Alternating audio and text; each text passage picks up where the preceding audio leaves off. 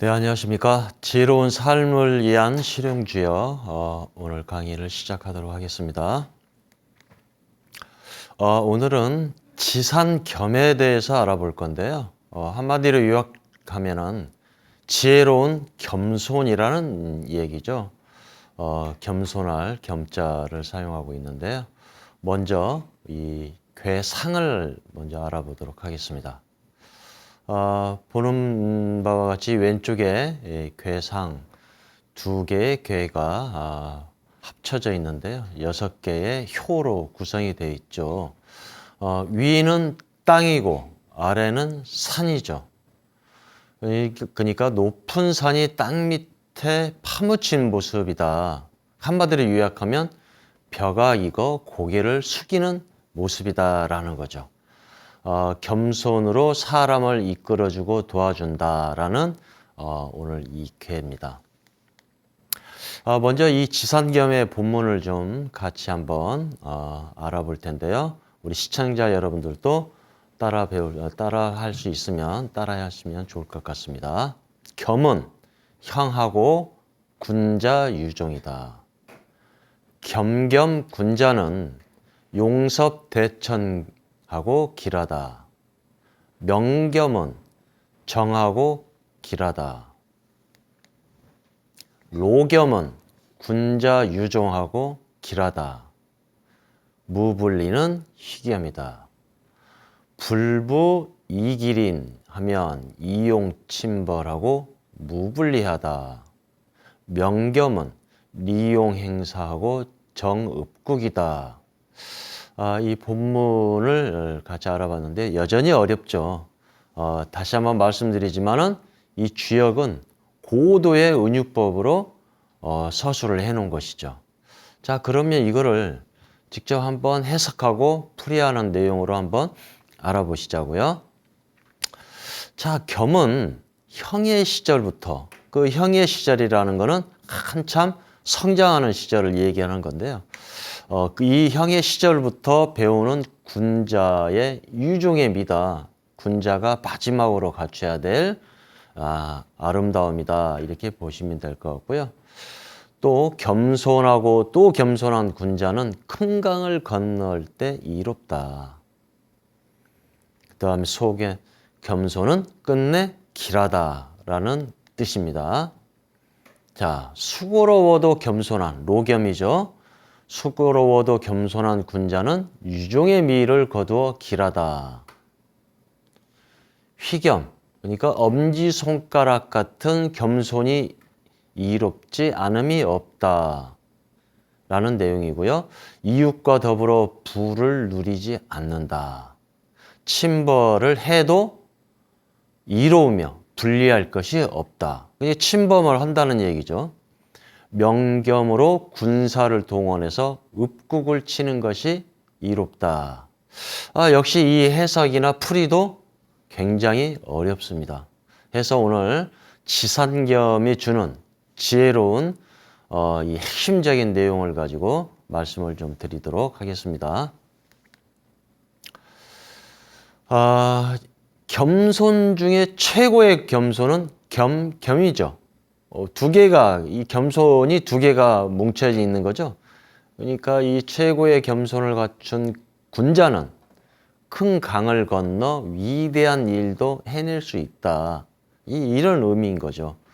그러니까 단순하게 겸손이 아니고 겸손하고 또 겸손하고 그렇게 되면 어떻게 되겠어요? 항상 자신을 되돌아보고 늘 자신을 채찍질하는 것을 게을리하지 않아야 되는 것이죠. 이게 바로 겸입니다. 현재 실리콘밸리, 전 세계 IT 정보통신 산업은 실리콘밸리가 주도하고 있죠. 이 실리콘밸리의 CEO, 대표들의 바이러스가 있다. 이런 얘기합니다. 그런데 이 CEO 바이러스는 백신도 없을 정도로 퍼져나가고 있다. 이 화면에 보시는 것처럼 구글이 있고 마이크로소프트가 있고 어도비사가 있습니다. 그리고 심지어 샤넬도 있죠. 여기에 CEO, 대표들의 특징이 하나 있는데요. 이분들은 모두 인도인들입니다. 인도인.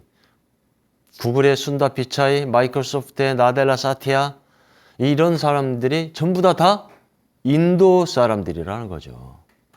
그런데 왜 실리콘밸리가 인도 사람들이 주도를 하고 있느냐?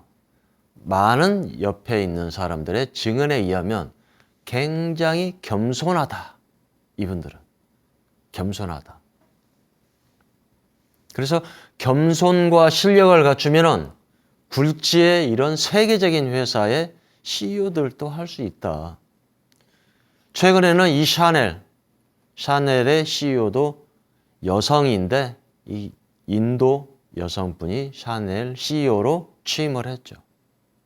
그래서 실리콘밸리 CEO 바이러스가 있는데 여기에는 백신도 없다. 인도인들. 바로 겸손을 주의해서 얘기를 하고 있습니다. 겸손이 우리가 앞으로 살아가는데 얼마나 중요한가를 여실히 말해주고 있는 것이죠. 현실에 맞는 겸손, 면겸이라고 합니다. 명겸, 울명자죠. 그러니까 겸손이 소리가 난다? 바로 연설이나 변론이나 바로 사람 간의 우리가 관계에서 말을 얘기하겠죠. 그래서 말 속에 겸손이 들어있다면 끝내 길하고 좋다라는 뜻인 거죠. 이 말에 대한 겸손을 우리 법정 스님의 말씀을 좀 빌려서 우리가 한번 알아보도록 하자고요. 이 말의 겸손이 얼마나 중요하냐. 말에 겸손이 없는 사람들은 이런 특징을 보여주고 있습니다. 먼저 자신이 말을 많이 해야 말을 잘하는 거라고 믿는다. 그러다 보니까 습관적으로 자신이 말을 주도하려고 한다는 거죠. 우리가 말을 잘한다는 거는 말을 많이 하는 게 잘하는 게 아니죠. 논리적이고 꼭 할 말만 하는 것도 중요하지만은 남들의 말을 잘 들어주는 것이 굉장히 중요합니다. 그게 바로 경청이라는 거죠. 경청이 없는 사람들은 항상 핀잔을 듣게 되거나 상대로부터 좋은 반응을 얻지를 못하죠. 그래서 이 남의 말을 잘 듣는 것이야말로 최고의 말에 대한 겸손이다. 그래서 내가 말을 많이 하고 논리적으로 그다음에 큰 소리를 낸다? 아니죠. 우리가 흔히 주위에서 우리가 다툼이 있고 싸울 때 큰 소리 내는 사람이 어떻게 돼요? 이긴다고 그렇습니까? 그렇지 않죠? 큰 소리를 내면은 지게 돼 있습니다. 자기 감정이 드러나게 되고 논리가 없어지고 말을 잘 듣고 꼭 필요한 얘기. 저도 이 회의를 많이 가고 이러는데요. 이 회의 때 말을 먼저 하는 사람도 있고요. 말을 굉장히 많이 하는 사람도 있고 그렇습니다. 웬만하면 저는 주역의 가르침대로 맨 나중에 당신의 말도 옳고 다 좋지만은 이것만 더하면 더 좋겠다. 이런 얘기를 하면은 굉장히들 좋아들 하시죠. 자, 두 번째. 상대에 대한 예의가 없고 상대에 대한 배려가 부족하다. 이게 말의 겸손이 없는 분들의 특징이죠. 그래서 중간에 대화 중에 말을 자른다든가 그리고 시간이 뻔한데도 불구하고 주도적으로 본인 얘기만 한다든가 이게 바로 말에 대한 겸손이 없다는 얘기죠. 세 번째로는 인간관계에 문제가 많다. 말에 대한 겸손이 없으면. 따라서 사람들과 소통하는데 어려움이 많겠죠? 그렇습니다. 말에 대한 겸손이 없을 시에는 바로 많은 사람과 소통하는데 어려움을 겪는다. 대화하기가 싫은 거죠. 그리고 네 번째로는 상대가 자신의 말을 잘 들어주기를 바라면서 자신은 상대의 말에 집중하지 않는다. 이거는 상대에 대한 대단한 무례가 아닐 수 없다. 이런 말씀을 하시는 거죠. 그러니까 내 말은 잘 들어야 돼. 라고 하면서 나는 상대가 말을 할 때 딴짓을 하거나 그를 응시하지 않거나 이 눈맞춤이 굉장히 중요하거든요. 아이 컨택. 그래서 눈을 마주보고 서로 대화를 해야 되는 이런 예절. 바로 이게 말의 겸손을 얘기하는 겁니다. 로겸. 수고로워도, 그러니까 노력과 수양을 통한 겸손이거든요. 노력을 할 때 로자인데, 수고로워도 겸손한 군자는 끝내 그 공을, 자신이 한 공을 백성에게 돌린다. 이 얘기는 뭐냐? 내가 한 회사에서 열심히 노력을 했어요. 근데 성과가 나타났어. 그 누군가 얘기를 하죠. 또는 자신이 이거 내가 다 한 거야. 이번에 내가 이렇게 해서 이렇게 성과가 일어났어. 이거는 로겸이 아니라고 얘기를 하는 겁니다. 설사 본인이 주도를 하고 본인이 앞장서서 했다 손치더라도 우리 직원들이 거의 다 도와줬습니다. 저는 앞에서 안내만 했을 뿐입니다. 이렇게 얘기하고 이런 마음을 갖는 게 로겸이라고 얘기를 하는 거죠. 그러니까 이 노력으로 얻는 이런 겸손함도 바로 수양을 통해서 얻어야 된다. 그래서 옛날에 유명하고 덕이 많은 임금들은 모든 공을 백성과 신하들한테 돌렸다는 얘기입니다. 현대 생활에 있어서도 마찬가지죠. 가정에서도, 직장에서도, 일반적인 친구들이나 우리 관계 속에 이런 로겸은 절대적으로 필요하다는 겁니다. 그래서 이 로겸은 노력하고 수고했지만은 그거를 절대 밖으로 드러내지 않고 내가 아닌 내 주위에 있는 사람, 그 사람들한테 그 공을 돌리는 최고의 겸양의 미덕을 보여주는 겁니다. 분리할 것이 없는 겸손, 휘겸. 휘겸은 내 손가락으로 이 어루만진다는 의미거든요. 그러니까 이 보면은 이 엄지 손가락이 이 주먹을 쥐면은 네 개를 다 어루만지는 거죠. 어루만지는 이런 겸손을 얘기하는 겁니다. 휘겸이라는 거는. 그래서 이 겸손이지만은 점잖게, 그 다음에 조용히 모든 내 주위에 있는 사람들을 어루만지는 따뜻함이 들어있는 겸손이죠. 그래서 휘겸에 군자가 명상까지 얻었다면 이웃나라를 정벌해도 이롭다. 좀 그렇죠? 주역의 겸손은 옳은 것을 지키고 그른 것은 힘으로라도 바로잡아라. 이게 주역에서 말하는 겸손입니다. 무슨 얘기냐? 내 나라의 모든 백성들, 신하들을 물론이고 휘겸으로 어루만지고 사랑으로 애민으로 명상까지 얻었다면 옆에 핍박받고 독재를 하고 있는 이런 나라를 정벌해도 이롭다라고 얘기를 하는 거예요. 전쟁을 불사해서라도. 지금까지 우리 전 세계 역사, 전쟁의 역사를 보면 바로 이런 명분을 찾습니다. 명분 때문에 싸우는 것이죠. 그런데 그 명분이 있기 전에 휘겸이 있어야 된다라는 거죠. 그래서 주역은 굉장히 현실적인 처세를 우리한테 그 지혜를 알려주는 대단한 책이면은 틀림없다. 우리가 일반적으로 윤리 도덕책 같으면 어떨겠어요? 전쟁을 하지 말라고 그러겠죠?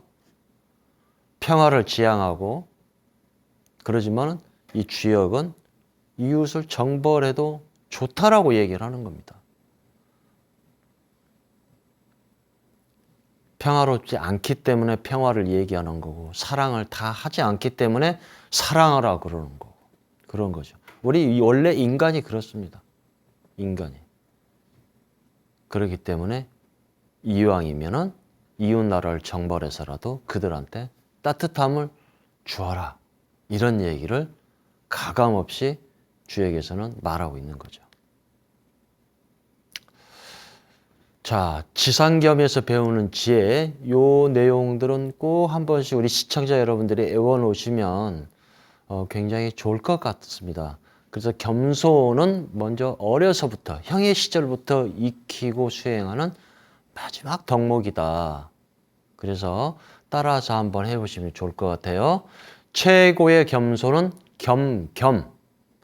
겸손이 두 개 들어있는 거죠. 그렇기 때문에 겸손하고 또 겸손하다라는 현실에 맞는 겸손. 우리가 말에 대한 겸손이죠. 명겸. 꼭 우리가 기억하면 좋을 것 같고요. 노력과 수양을 통한 겸손. 로겸. 수고로운 겸손. 그 공을 주위 사람들이나 아랫사람한테 돌린다는 로겸. 그리고 분리할 것이 없는 겸손인 휘겸. 바로 엄지손가락으로 모든 네 손가락을 어루만질 수 있는 따뜻하고 온유하는 이런 휘겸. 이렇게 우리가 한번 잘 익혀놓으면 좋을 것 같습니다. 자, 이번에는 풍택중부괴에 대해서 알아볼 텐데요. 중부는 믿음이라는 얘기입니다. 믿음. 그래서 오늘 풍택중부의 믿음에 대한 실체를 한번 알아보시자고요.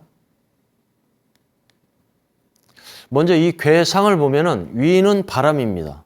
위는 바람이고 아래는 연못이죠. 그러니까 어떻게 돼요? 연못 위에 바람이 분다. 입을 맞춘 듯 대칭으로 한 몸으로 결합됐다. 그래서 대부분 우리가 마치 어미새가 알을 품어 따뜻하게 하고 있다라는 그런 뜻으로 풀이가 되는 겁니다. 그러니까 그 믿음 속에 어미새가 알을 품으니 얼마나 따뜻하겠습니까? 자, 풍택중부에 대한 본문을 한번 우리가 알아보도록 하겠습니다. 중부는 도너길하고 이섭대천하면 이정이다. 우길하면 유타불연이고 명학재음하면 기자화재하고 아유호작이며 오여이미지다. 득적하면 흑고흑파하고 혹읍흑가. 월기망하면 마필망하고 무구하다. 유부연하면 무구하고 한음 등우천하면 정흉하다. 어렵죠? 자, 이거를 또 우리가 풀어보시자고요. 중부는 돼지와 물고기이니 길하다. 이 믿음은 돼지와 물고기 길하다. 어렵죠? 큰 강을 건너면 이롭고 또 끝까지 이롭다. 깊이 헤아리면 길하다. 다른 마음이 생긴다면 편안치 않다. 어미 학이 그늘에서 부르면 그 새끼가 화답을 한다. 나에게 좋은 술잔이 있으니 내가 너와 함께 더불어 죽는다. 적을 얻었으니 두드려 보고 멈춰서 보고 울어도 보고 노래도 불러본다. 달이 거의 차오른다. 말이 짝을 잃지만 허물은 없다. 믿음을 계속 붙잡아 매면 허물이 없다. 날 수 없는 닭이 하늘에 오르려 하면 끝내 흉하다. 자, 풀이도 어렵죠. 풀이도 어렵습니다. 자, 그래서 풍택중부에서 중요한 지혜로운 핵심적인 내용을 가지고 쉽게 한번 풀어보도록 하겠습니다. 자, 친한 사이일수록 귀하게 대하라. 친한 사이일수록 귀하게 대하라. 굉장히 중요하죠? 믿음이 있는 사이일수록 보고 다루듯이 해야 된다. 보고 어땠습니까? 함부로 우리가 요리해 먹지 않죠? 그 독 때문에 아주 전문가가, 자격증이 있는 전문가가 다뤄야 되잖아요. 그렇듯이 믿음이 있는 친한 사이일수록 아주 보고 다루듯이 귀하게 신중하고 조심스럽게 다뤄야 된다. 그래서 큰 강을 건너야 끝까지 이롭다. 이게 큰 일을 도모할 때 믿음이 있는 사람들하고 도모할 거 아니에요.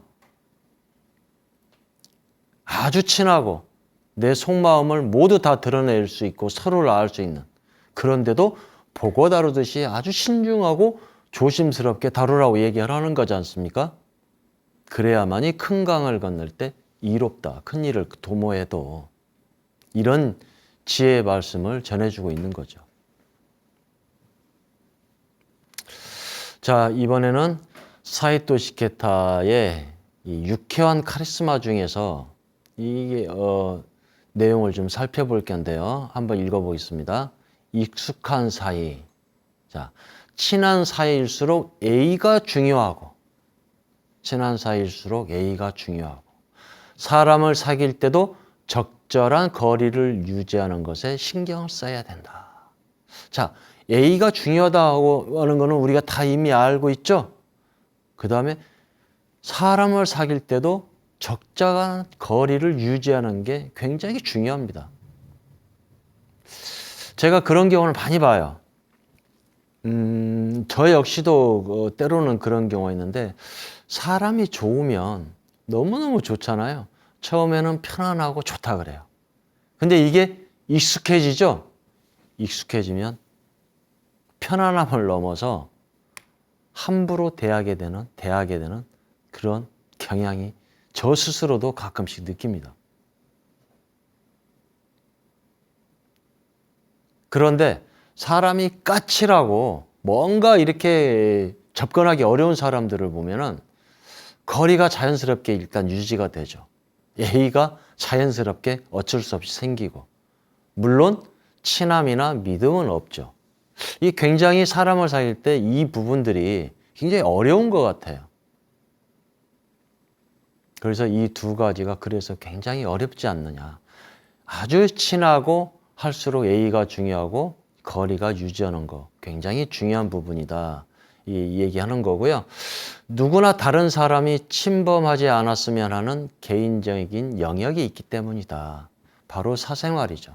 근데 우리 우리나라는 이런 부분에서 우리 애프터 굉장히 좀 네 거 내 거 없이 살다 보니 이게 하나의 문화가 된 것 같아요. 깜짝 놀라잖아요. 나이가 몇 살이냐, 어디서 사냐, 어느 나라냐, 그 다음에 뭐 여자친구는 있냐, 남자친구는 있냐, 이 외국인들한테 물어보면 깜짝 놀라잖아요. 그건 개인적인 영역인데 굳이 내가 얘기하지 않아도 될 상황인데 상대가 물어본다? 이게 바로 부담스러운 거죠. 그래서 요즘은 이제 우리 사회도 이 세계화 됐기 때문에 이런 부분들은 많이 이제 없어졌는데 그런 것 같아요. 우리 한국의 특징이 굉장히 힘들었잖아요. 그리고 이 우리나라 언어는 교차어라 그래가지고요. 전 세계에 천 몇백 개 이 수많은 언어 중에 한 6개밖에 없는 교차어예요. 거기에다가 존칭어가 들어있는 겁니다. 존칭어. 영어 같은 경우에는 특별하게 우리나라처럼 존칭어가 없잖아요.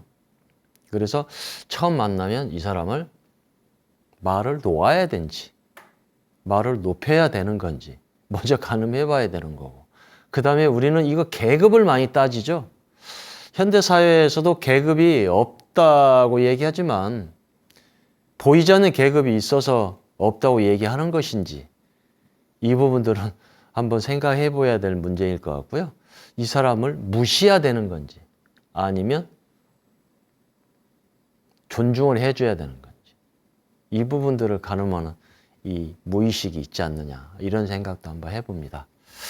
아무리 가까운 사이라 해도 선을 넘으면 관계가 오래 지속되지 못한다. 틀림없는 거죠. 익숙해질수록 상대방을 새롭게 바라보고 배려해야 된다. 이 부분도 굉장히 중요한 것 같아요. 우리가 사람을 만나고 사귈 때 처음에는 새롭고 오 대단하다 이렇게 보고 나중에는 이 사람에 대해서 이제 다 알았을 때 이때 우리가 실망하게 되고 이런 부분들인데요. 새롭게 바라볼 수 있는 그런 눈이 굉장히 중요합니다. 내가 가지고 있지 않는 거를 그 상대가 얼마나 가지고 있느냐. 이 부분들은 나에게 존경할 만한 부분들이냐. 이런 부분이거든요. 저는 개인적으로 이런 기준을 한번 세워봤어요. 저보다 나은 점이 하나라도 있으면 존경하자. 이를테면은 나보다 1%라도 더 착하면 존경하자. 나보다 더 1%라도 웃음을 잘 미소를 띠면 존경하자. 이런 마음을 가졌더니 굉장히 좋은 친구들도 생기고 그런 것 같습니다.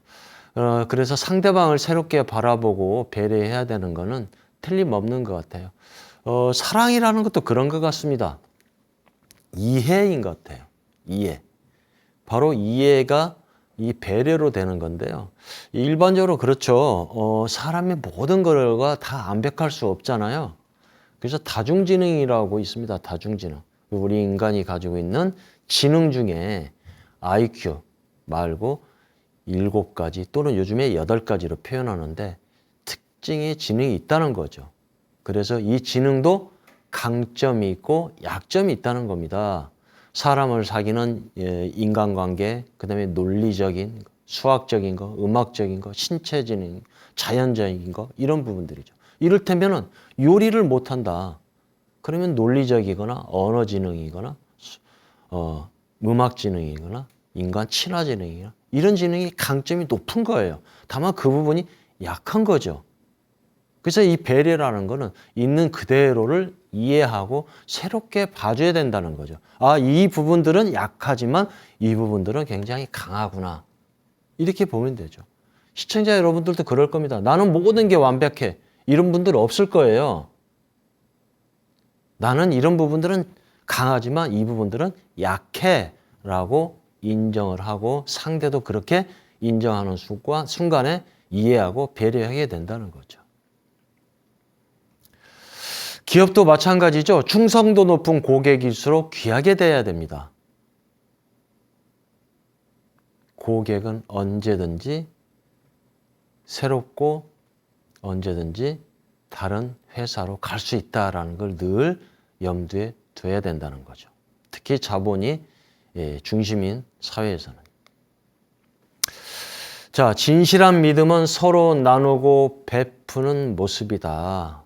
이 내용에 보면은 새끼를 생각하는 어미학이 그늘에서 울면서 부르니 멀리 있는 새끼학이 이 소리에 답하여 운다. 이렇게 나오죠. 사람에게 성의가 있으면 보이지 않는 곳에 있어도 반드시 거기에 공명하는 자가 있기 마련이다. 자, 어미학이 보이지 않는 곳에서 부르는데 멀리 있는 새끼학이 이 소리를 들었어요. 근데 어미학이 부를 때 이 소리는 어떨 것 같습니까? 진정한 사랑으로 부르는 소리겠죠? 저 어릴 적 시골에서 뛰어놀다 보면 저녁이 다가오면은 온 동네가 엄마들 소리가 울려 퍼집니다. 길동아, 빨리 와서 밥 먹어라. 이런 소리가 곳곳에서 들리죠. 그 엄마의 소리는 자식에 대한 사랑의 소리인 것이죠. 그러니 새끼약이 이 소리를 듣고 답하여 운다. 소리를 낸다. 그러니까 이 사람에게 이런 믿음과 성의가 있으면 보이지 않는 곳에 있어도 언젠가는 거기에 공명을 한다. 이런 뜻이죠. 그래서 우리가 조직생활, 직장생활, 가정생활, 모든 생활 속에서도 바로 이렇게 진실한 믿음을 베풀어야 된다라는 얘기를 지금 알려주는 겁니다. 자, 그러면 이 충성도 높은 고객에 의해서 신뢰받는 기업, 또는 우리가 자영업을 하는 작은 가게를 해도 마찬가지죠. 이런 신뢰받는 기업을 만들려면 어떤 조건이 필요하느냐. 첫 번째, 기본에 충실하기. 기본에 충실하기. 이 품질은요, 그 근원, 기본이라는 건 근원을 얘기하는 거죠. 나이키라는 회사가 제3세계 소년들 저임금을 이용해서 제품을 생산해서 굉장히 논란이 있었죠. 논란이 있었던 겁니다. 이 소년들 어때요? 학교 가야 되죠? 월드컵 시기만 되면 그러죠. 우리가 또 요즘 많이 먹는 아보카도도 마찬가지죠. 초콜릿도 마찬가지고. 학교도 못 가는 그 열악한 환경 속에 있는 아이들이 나무에 올라가서 그 제품들을 생산한다는 거 아닙니까? 그래서 요즘 블록체인이라는 기술은 바로 커피도 나쁜 커피인지 착한 커피인지 알아내는 기술이 바로 블록체인입니다. 블록체인이 뭐냐면 간단한 상식으로 말씀드리면 모든 제품의 생산부터 유통부터 소비자한테 전달가는 과정을 디지털로 투명하게 다 저장을 해서 누구나 볼 수 있게 하는 게 바로 블록체인 기술인데요. 바로 그런 부분들이에요. 그런데 어떻게 착한 커피인지 나쁜 커피인지, 커피가 왜 착하고 나쁠까요? 바로 이런 아이들이 그 커피 농장에서 커피를 생산하는 건지 이거를 블록체인 기술로 알 수 있다는 거죠. 그래서 신뢰받는 기업은 제품을 생산하는 품질에 처음부터 바로 윤리적이고 도덕적인 거를 가지고 가야 된다라는 거죠. 두 번째로는 숨기지 말고 정직하게 행동하기. 세계적인 이 탄산수가 있습니다. 페리에라고. 이게 1990년도인데 미국 FDA, 미국 식약청이죠. 여기서 이 생수에 벤젠이 검출됐다고 통보가 온 거예요. 야, 너네 페리에 벤젠이 이번에 검출됐어. 빨리 조치를 해. 이랬는데 이거를 숨기고 비밀리에 리콜을 한 거죠. 그 뒤에 어떻게 됐을까요? 들통이 난 겁니다. 그러니까 거짓말, 오늘 거짓말인데도 내일 거짓말은 힘들죠? 세상에는 비밀이 없습니다. 그래서 우리가 살다 보면 늘 좋은 일만 오는 게 아니라 이렇게 장애물이 생기고 장벽이 생길 때는 과감하게 숨기지 말고 정면 돌파하고 정직하게 행동해라. 이런 교훈을 주는 것이죠. 투명하게 알려주기. 한때 제주산 못난이 귤이 유행했죠.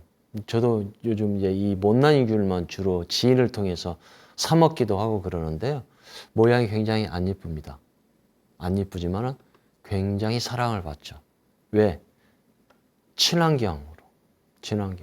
그리고 귤을 보면 굉장히 반짝거려요. 전에 듣기로는 이 왁스로 이렇게 세척을 한다 그러죠. 반질반질 빛나는 거죠. 그런데 바로 이 못난이 귤, 이거를 투명하게 알려주면서 신뢰를 받았죠. 어떻게요? 이 귤은 못날 수밖에 없습니다. 병충해에 의한 농약도 주질 않고 그리고 노지에서 비닐하우스가 아닌 이런 데서 이렇게 되기 때문에 못날 수밖에 없습니다. 단 맛은 상큼하고 아주 영양은 좋습니다. 여러분 같으면 어떤 제품 사 먹겠어요? 정말 예쁘고 왁스로 반질반질 닦고 모두가 다 그렇다는 얘기는 아닙니다. 일부 그렇다는 얘기예요. 그런데 바로 이게 투명하게 있는 그대로를 알려주는 것도 굉장히 중요하다. 이 현대 광고학에서도 굉장히 유명한 일화가 있죠. 미국에. 사과로 유명한 케이프타운이라는 이쪽에서 매년 주문 생산을 했는데 한 해는 우박에 의해서 수확 시기에 다 커다란 우박으로 점이 다 박혀버린 거예요. 이거 주문은 맡아놨는데 보낼 수가 없던 거죠.